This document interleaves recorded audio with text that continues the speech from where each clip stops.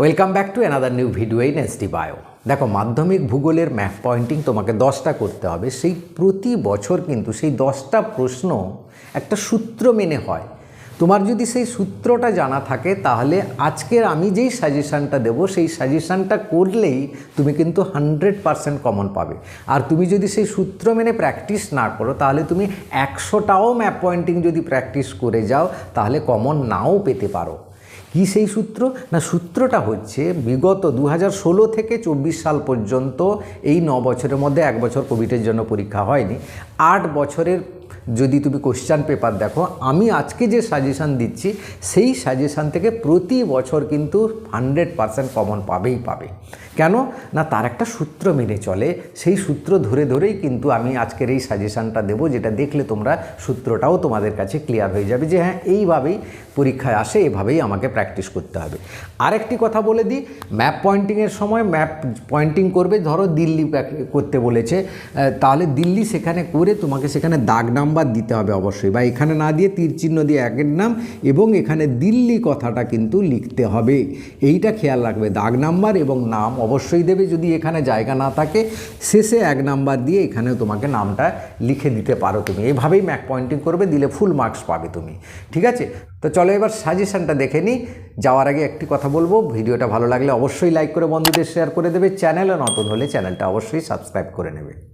তো দেখো, সূত্রটা হচ্ছে এই যে, যেমন পর্বত থেকে একটা প্রশ্ন থাকবে, তো কি কি পর্বত করলে তোমার হবে, তুমি সেই পর্বতগুলো করতে হবে তোমাকে। যেমন বিন্ধ্য পর্বত, এবারে আরাবল্লী পর্বত, শিবালিক, নীলগিরি, সাতপুরা, দোদবেতা, এই কটা পর্বত করলেই কিন্তু তুমি 100% একটা পর্বত পাবে, অর্থাৎ একটা প্রশ্ন তোমার কমন হয়ে গেল।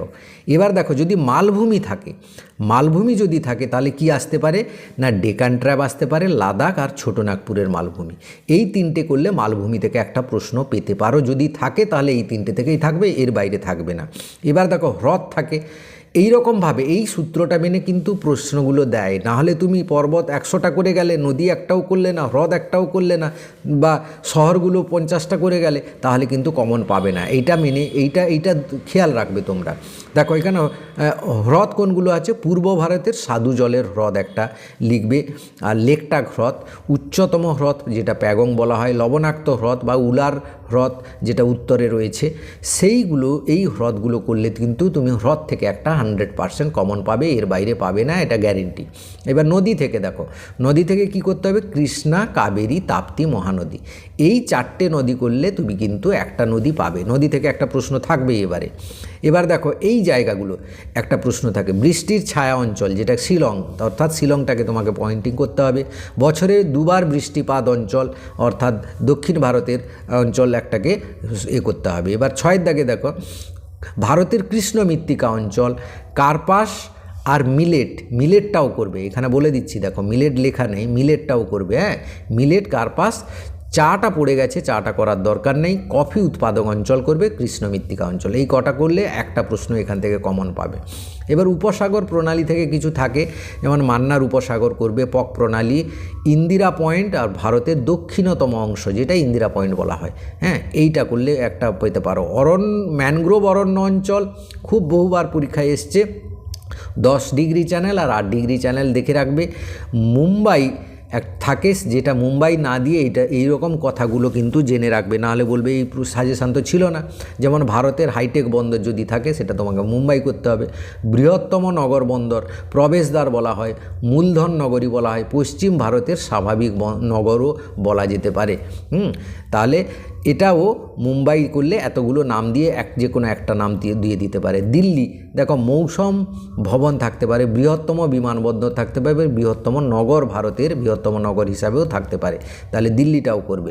বিশাখাপত্তনম দেখো, গভীরতম বন্দর, হ্যাঁ, ডলফিন নোজ, এটা থাকলে বিশাখাপত্তনম। এবার দুর্গাপুর দেখো, লৌহ ইস্পাত শিল্পকেন্দ্র বা ভারতের রূঢ় তাহলে সেটাও তোমাকে কিন্তু সেই দুর্গাপুর করতে হবে। হলদিয়া কি থাকতে পারে? পেট্রো রসায়ন কেন্দ্র, নদীবন্দর বা তৈল শোধনাগার বা পূর্ব ভারতের নদীবন্দর হিসাবে থাকতে পারে।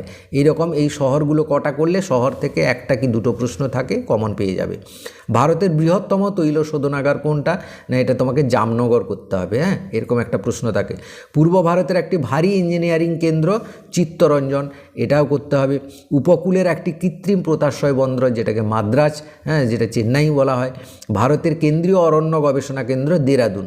আর ভারতের শুষ্কতম অঞ্চল কোনটা? সেটাকেও, অর্থাৎ মরুভূমি অঞ্চল যেটা। তো এই কটা করলেই কিন্তু তুমি এই 10টা যে সূত্র, এই 10টা সূত্র মেনে তুমি যদি প্র্যাকটিস করো তাহলে তুমি 100% কমন পাবে। ভিডিওটা ভালো লাগলে অবশ্যই লাইক করে বন্ধুদের শেয়ার করে দিও। Thank you for watching.